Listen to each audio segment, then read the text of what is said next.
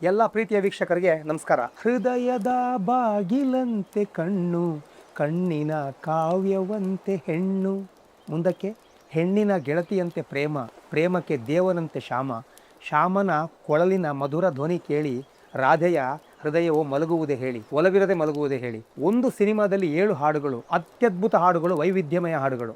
ಪುರಾಣ, ಇತಿಹಾಸ, ಮೋಟಿವೇಶನ್, ಹಾಗೆ ಒಂದು ಆಧ್ಯಾತ್ಮ, ಒಂದು ಭಾಷೆ ಮೇಲೆ ಪ್ರೀತಿ, ಆ ನೇಚರು, ಗಂಡು ಹೆಣ್ಣಿನ ಪ್ರೀತಿ, ಮೋಹ, ಪ್ರೇಮ, ಇದೆಲ್ಲ ಒಳಗೊಂಡಂಥ ಹಾಡುಗಳು ಒಂದು ಸಿನಿಮಾದಲ್ಲಿ ಮಾಡಿದಂಥದ್ದು ಹೆಗ್ಗಳಿಕೆ ಹಂಸಲೇಖ ಅವರಿಗೆ, ನೋ ಡೌಟ್. ಅನುರಾಗದ ಅಲೆಗಳು 1993ಯಲ್ಲಿ ಬರೋ ಸಿನಿಮಾ. ಪಾರ್ವತಮ್ಮ ರಾಜ್ಕುಮಾರ್ ಅವರು ಪ್ರೊಡಕ್ಷನ್ನು, ನಿರ್ದೇಶನ ಮುಂದೆ ಎಸ್ ನಾರಾಯಣ ಅವರು, ಇಲ್ಲಿ ಡಾಕ್ಟರ್ ರಾಜ್ಕುಮಾರ್ ಅವರು, ನಮ್ಮ ಅಣ್ಣವರು, ರಾಘಣ್ಣ, ಮಂಜುಳಾ ಗುರುರಾಜ್ ಅವರು ಹಾಡಿದ್ದಾರೆ. ಇದರೊಂದು ರೆಕಾರ್ಡಿಂಗು, ಹಿನ್ನೆಲೆ ಸಂಗೀತ ಎಲ್ಲ ಆಗೋದು ಚಾಮುಂಡೇಶ್ವರಿಲಿ. ನೋಡಿ, ಮಂಜುಳಾ ಗುರುರಾಜ್ ಅವರು, ರಾಘಣ್ಣ ಅವ್ರದ್ದೊಂದು ಸಪ್ರೇಟ್ ಕಾಂಬಿನೇಷನು, ಅದನ್ನ ಮಾರ್ಕ್ ಮಾಡಿ ಹೇಳಬೇಕಾಗತ್ತೆ. ಆವಾಗ ಜಾಸ್ತಿ ಒಟ್ಟಿಗೆ ಆಡ್ತಿದ್ರು ಅವರು, ನೆನೆಸ್ಕೋಬೇಕು. 7 ಹಾಡುಗಳು ಕೂಡ ಸೂಪರ್. ಇದಕ್ಕೆ ಒಂದು ಮ್ಯೂಸಿಕ್ ಕಂಡಕ್ಟ್ ಮಾಡಿದವರು ಸ್ಯಾಕ್ಸ್ ರಾಜ ಅವರು. ಸಿನಿಮಾದಲ್ಲಿ ಟೆಕ್ನಿಷಿಯನ್ ಹೆಸರು ತೋರಿಸ್ಬೇಕಾದ್ರೆ ಸ್ಯಾಕ್ಸ್ ರಾಜ್ ಹೆಸರನ್ನ ಮಾರ್ಕ್ ಮಾಡಿ ತೋರಿಸಿದ್ದಾರೆ ನೋಡಿ. ಯಾಕೆಂದರೆ ಹಂಸಲೇಖ ಅವರ ಜೀವನದಲ್ಲಿ, ಆ ಚಿತ್ರ ಜೀವನದಲ್ಲಿ ಸ್ಯಾಕ್ಸ್ ರಾಜ್ ಅವರ ಪಾಲು ತುಂಬ ದೊಡ್ಡದಿದೆ. ಅಂಬರದ ತಾರೆ ಅಂಗೈಯಲ್ಲಿದೆ, ಅಂತರಂಗದೋಲೆ ಕಣ್ಗಳಲ್ಲಿದೆ. ನೋಡಿ, ಒಂದು ನೇಚರ್ಗೂ ಪ್ರೀತಿಗೂ ಸಿನಿಮಾದಲ್ಲಿ ನಾಯಕ ಗಾಯಕ, ಆ ಗಾಯನ ವೃತ್ತಿ ಎಲ್ಲ ಹಾಡಲಿ ಬಂದ್ಬಿಡುತ್ತೆ. ಅರಿಯದೆ ಹಾಡು ಬಂದಿತ್ತು ಬಾಲ್ಯದಲ್ಲಿ, ಕರೆಯದೆ ಪ್ರಣಯ ಬಂದಿತ್ತು ಹರೆಯದಲ್ಲಿ ಅಂತ. ನಾನು ಹುಟ್ಟಿದಾಗ ನನಗೆ ದೇವ್ರು ಕೊಟ್ಟಂಥ ವರ ಹಾಡೋದು, ಅದು ಕಲ್ತ್ಕೊಬಂದೆ, ನಾನು ಹಾಡ್ಕೊಬಂದೆ. ಆಮೇಲೆ ಬೆಳೀತಾ ಬೆಳೀತಾ ಒಂದು ಯೌವನಾವಸ್ಥೆಗೆ ಬಂದಾಗ ಪ್ರೀತಿ, ಪ್ರೇಮ, ಮೋಹ, ಕಾಮ ಎಲ್ಲ ತುಂಬುತ್ತೆ ಮನುಷ್ಯನಲ್ಲಿ. ಆ ಪ್ರೀತಿಗೆ ನೀನು ಸಿಕ್ಕಿದ್ಯಾ ಅಂತ ಹೇಳೋದನ್ನ, ಒಂದು ಪ್ರಕೃತಿಗೆ ಒಂದು ಸಂಬಂಧ ಬೆಸೆದ್ಬಿಟ್ಟು ಗಂಡು ಹೆಣ್ಣು ಹಾಡೋದು, ಪ್ರೀತಿ ಬಂದಾಗ ಹಾಡುವಂಥ ಹಾಡು, ಸೂಪರ್ ಹಾಡು. ಇನ್ನೊಂದು ಹಾಡಿದೆ, ಭಾಷೆ ಮೇಲೆ ಒಬ್ಬ ನಾಯಕ ಹಾಡಿದಾಗ ಆ ನಾಯಕನ ಅಭಿಮಾನಿಗಳು, ಕನ್ನಡಿಗರು ತುಂಬ ಒಂದು ಭಾಷೆನ ಪ್ರೀತಿ ಮಾಡ್ತಾರೆ, ಒಂದು ಅವೇರ್ನೆಸ್ ಮೂಡುತ್ತೆ ಅಂತ. ಸ್ಟೇಜಲ್ಲಿ ಯಾವುದೇ ಒಂದು ಹಾಡು ಮಾಡಿದ್ರು ಆ ಥರ ಭಾಷೆ ಮೇಲೆ ಮಾಡ್ಬೋಣ ಅಂತ ಹೇಳೋದು ಆಗಿನ ಸಾಹಿತಿಗಳ ಹಾಗೂ ಮ್ಯೂಸಿಕ್ ಡೈರೆಕ್ಟರ್ಗಳ ಒಂದು ಅಭಿಪ್ರಾಯ.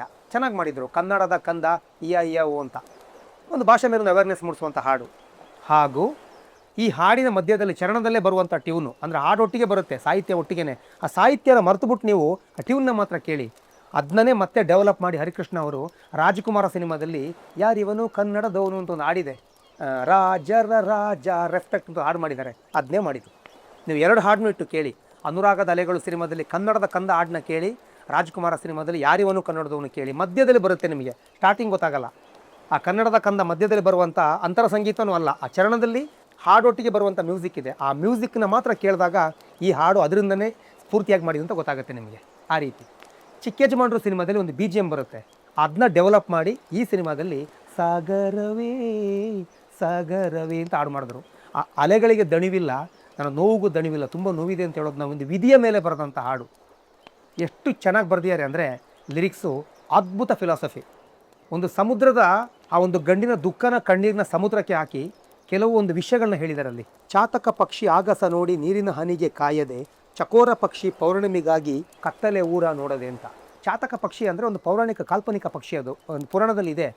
ಪ್ರತಿ ಹನಿಗೋದು ಕಾಯ್ತಿರುತ್ತೆ. ಅದೇ ರೀತಿ ಚಕೋರ ಪಕ್ಷಿ, ಚಂದ್ರನ ಪ್ರೇಯಸಿ ಚಕೋರಿ, ಚಂದ್ರ ಚಕೋರಿ ಅಂತೀವಲ್ಲ, ಹುಣ್ಣಿಮೆ ಚಂದ್ರನಿಗೋಸ್ಕರ ಕಾಯ್ತಿರುತ್ತೆ. ಅದು ಹಾಡಲ್ಲಿ ಬರುವಂಥ ಅರ್ಥ. ಹಾಗೂ ಸಮುದ್ರ ಅಂದರೆ ಉಪ್ಪು ನೀರು, ಕಣ್ಣೀರು ಕೂಡ ಉಪ್ಪಾಗಿರುತ್ತೆ. ನನ್ನ 2 ಬಿಸಿಯ ಕಣ್ಣೀರು ನಿನ್ನ ಆ ಸಮುದ್ರಕ್ಕೆ ಬಿದ್ದರೆ ಗೊತ್ತಾಗುತ್ತಾ ಅದರೊಳಗೆ ಏನು ಕಾಣುತ್ತೆ? ಆ ರೀತಿ ಒಂದು ವಿಧಿಯ ಮೇಲೆ ಬರೆದಂಥ ಹಾಡು, ಅದಕ್ಕೆ ಬರೆದಂಥ ಸಾಹಿತ್ಯ ಅದ್ಭುತವಾಗಿದೆ. ಜೀವನ ಸಿಂಧು ನಿನ್ನ ಎದುರು ಬಿಂದುಗಳೆರಡು ನಮ್ಮದು, ಉಪ್ಪಿನ ನೀರೇ ನಿನ್ನ ಮನಕ್ಕೆ ಕಂಬನಿ ಬಿಸಿಯು ಸೋಕದು ಅಂತ. ಏನು ಚೆನ್ನಾಗಿದೆ ನೋಡಿ. ಇನ್ನೊಂದು ರಾಧೆ, ಆ ಒಂದು ಕೃಷ್ಣನ ಬಗ್ಗೆ ಹೇಳಿ, ಅಲ್ಲಿ ಪ್ರೀತಿ ಪ್ರೇಮದ ಬಗ್ಗೆ ಹೇಳಿ, ಜಗತ್ತನ್ನ ಪ್ರೀತಿ ಮಾಡು ಅಂತ ಹೇಳೋದನ್ನ ಅನುರಾಗದ ಅಲೆಗಳ ಮೇಲೆ ಅಂತ ಹಾಡು ಮಾಡಿದ್ದಾರೆ. ಆ ಟೈಟ್ಲಿಟ್ಟು ಹಾಡು ಮಾಡಿದ್ದಾರೆ, ಬ್ಯೂಟಿಫುಲ್ ಆಗಿದೆ. ಮೊದಲು ನೀ ಜಗವ ಪ್ರೀತಿ ಮಾಡು, ಒಲವಿನ ಕೋಟಿ ಮೊಗವ ನೋಡು, ಬದುಕಿಗೆ ಪ್ರೇಮ ಸ್ಪರ್ಶ ನೀಡು, ಒಲವಿನ ಪೂರ್ಣ ಫಲವ ನೋಡು, ಹೃದಯದ ಬಾಗಿಲಂತೆ ಕಣ್ಣು, ಕಣ್ಣಿನ ಕಾವ್ಯವಂತೆ ಹೆಣ್ಣು, ಹೆಣ್ಣಿನ ಗೆಳತಿಯಂತೆ ಪ್ರೇಮ, ಪ್ರೇಮಕ್ಕೆ ದೇವನಂತೆ ಶ್ಯಾಮ, ಶ್ಯಾಮನ ಕೊಳಲಿನ ಮಧುರ ಧ್ವನಿ ಕೇಳಿ ರಾಧೆಯ ಹೃದಯವು ಮಲಗುವುದೇ ಹೇಳಿ ಅಂತ. ಅಂದರೆ ಒಲವಿರದೆ ಮಲಗುವುದೇ ಹೇಳಿ ಅಂತ. ಅಲ್ಲಿ ರಾಧೆ ಕೃಷ್ಣಂದು ಬಂತು, ಪ್ರಕೃತಿನೂ ಬಂತು, ಒಂದು ಪ್ರೀತಿನೂ ಬಂತು, ಜಗತ್ತನ್ನ ಪ್ರೀತಿ ಮಾಡು ಅಂತ ಹೇಳೋದನ್ನ ಆ ರೀತಿ ವಿವರಿಸಿದ್ದಾರೆ ನೋಡಿ. ಇಷ್ಟು ಬರೀತಾರೆ. ದಟ್ ಈಸ್ ಹಂಸಲೇಖ ಅವರು. ಇನ್ನೊಂದು ಮಂಜುಳ ಅಂತ ಒಂದು ಹಾಡಿದೆ, ಅದು ಕೂಡ ಪ್ರಕೃತಿಗೂ ಆ ಒಂದು ವಾತಾವರಣಕ್ಕೂ ಆ ಒಂದು ಎಲ್ಲ ಕಾಲಕ್ಕೂ ಹೊಂದುವಂಥ ಹಾಡು. ನಾನು ಹಾಡೋ ಹಾಡು ಈಗ ನನ್ನದಲ್ಲ ಅಂತ ಒಂದು ಹಾಡಿದೆ.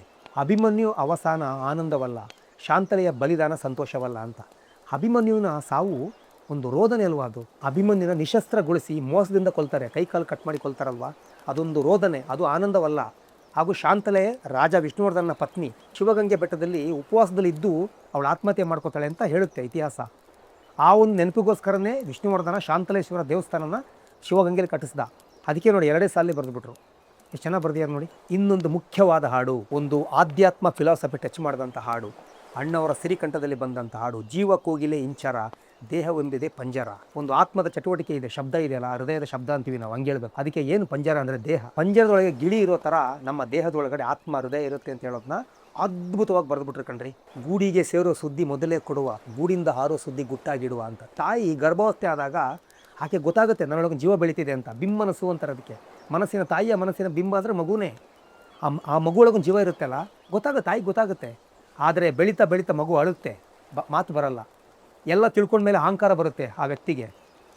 ಇನ್ನು ದೊಡ್ಡದಾದ್ಮೇಲೆ ಪ್ರೀತಿ, ಪ್ರೇಮ, ಕಾಮ ಎಲ್ಲ ಬರುತ್ತೆ. ಪ್ರೀತಿಗೋಸ್ಕರ ಬಯಸ್ತಾನೆ ಆ ವ್ಯಕ್ತಿ. ಕೊನೆಗೆ ಸಾಯುವ ಸುದ್ದಿ ಯಾರಿಗೂ ಗೊತ್ತಾಗಲ್ಲ. ಆ ಮಗು ಒಂದು ಭ್ರೂಣಾವಸ್ಥೆಗೆ ಬಂದು ಆ ಒಂದು ಮಗು ರೂಪ ತಗೊಳ್ಳೋ ತಾಯಿಗೆ ಗೊತ್ತಾಗುತ್ತೆ. ಆದರೆ ಆ ಮಗು ದೊಡ್ಡದಾಗಿ ಯಾವಾಗ ಪ್ರಾಣ ಹೋಗುತ್ತೆ ಅಂತ ಹೇಳೋದು ಯಾರಿಗೂ ಗೊತ್ತಾಗಲ್ಲ. Question mark. ಒಂದು ರೀತಿಯ ಸ್ಪಿರಿಚುವಲ್ ಟಚ್ ಇರುವಂಥ ಫಿಲಾಸಫಿ ಇದು. ವೇದಾಂತ ಸಾರದಲ್ಲಿ ಅಮರಾತ್ಮವಿದು, ವಿಜ್ಞಾನ ಲೋಕದಲ್ಲಿ ಗೂಢಾತ್ಮವಿದು. ಏನು ಚೆನ್ನಾಗಿದೆ ನೋಡ್ರಿ. ವೇದಗಳು ಹಾಗೂ ಭಗವದ್ಗೀತೆ ಇಲ್ಲೆಲ್ಲ ಇದ್ರ ಬಗ್ಗೆ ಉಲ್ಲೇಖ ಇದೆ, ಪುರಾಣದಲ್ಲಿ ಉಲ್ಲೇಖ ಇದೆ ಜೀವ ಆತ್ಮದ ಬಗ್ಗೆ. ಆದರೆ ವಿಜ್ಞಾನದಲ್ಲಿ, ಸೈನ್ಸಲ್ಲಿ ಇನ್ನೂ ಅದನ್ನ ಪತ್ತೆ ಹಚ್ಚಕ್ಕಾಗಲಿಲ್ಲ. ಇನ್ನೂ ಅದು ಗೂಢಾತ್ಮವಾಗಿಯೇ ಇದೆ, ಒಂದು ನಿಗೂಢವಾಗಿಯೇ ಇದೆ. ಕೆನ್ನೀರ ರಾಡಿಯಲ್ಲಿ ರಾಜೀವವಿದು ಅಂತ. ಕೆನ್ನೀರು ಅಂದರೆ ರಕ್ತ, ರಾಡಿ ಅಂದರೆ ಒಂದು ಕೆಸರು ಅಂತ ಹೇಳ್ಬೋದು, ರಾಜೀವ ಅಂದರೆ ಕಮಲ. ಎದೆನ ಬಗೆದ್ರೆ ಆ ರಕ್ತದ ಒಳಗಡೆ ಹೃದಯ ಕಾಣುತ್ತೆ, ಅದನ್ನ ಕಮಲಕ್ಕೆ ಹೋಲಿಸಿದ್ದಾರೆ ಕಣ್ರಿ. ಎಂಥ ಸಾಹಿತ್ಯರಿ ಇದು, ಎಂಥ ಆಳ್ವಾದ ಅಧ್ಯಯನ ಇದು. ಹ್ಯಾಟ್ಸ್ ಆಫ್ ಟು ಹಂಸಲೇಖ ಅವರು.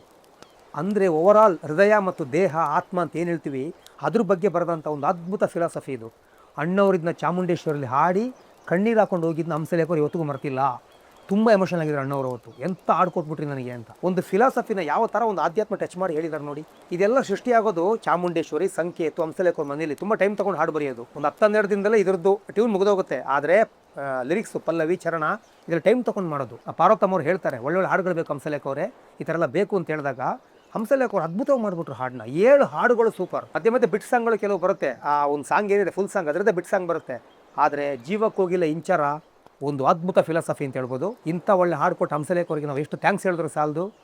ಈಗ ನಾವು ಪಾರ್ವತಮ್ಮ ರಾಜ್ಕುಮಾರ್ ಅವ್ರನ್ನ, ಅಣ್ಣವ್ರು ನೆನೆಸ್ಕೋಬೇಕು ನಾವು ಇವತ್ತು. ಎಂಥ ಹಾಡುಗಳು ಅಣ್ಣವ್ರು ಹಾಡಿದ್ದಾರೆ ಈ ನಾಡಲ್ಲಿ. ಈ ಹಾಡಂತೂ ಅಣ್ಣವ್ರು ಹಾಡಿದ್ದಕ್ಕೆ ತೂಕ ಹೆಚ್ಚಾಯಿತು ಹಾಡಿಗೆ ಅಂತ ಹೇಳ್ಬೋದು. ಈಗ ಅನುರಾಗದ ಅಲೆಗಳ ಹಾಡು ಕೇಳಿ ಎಂಜಾಯ್ ಮಾಡಿ. Thank you.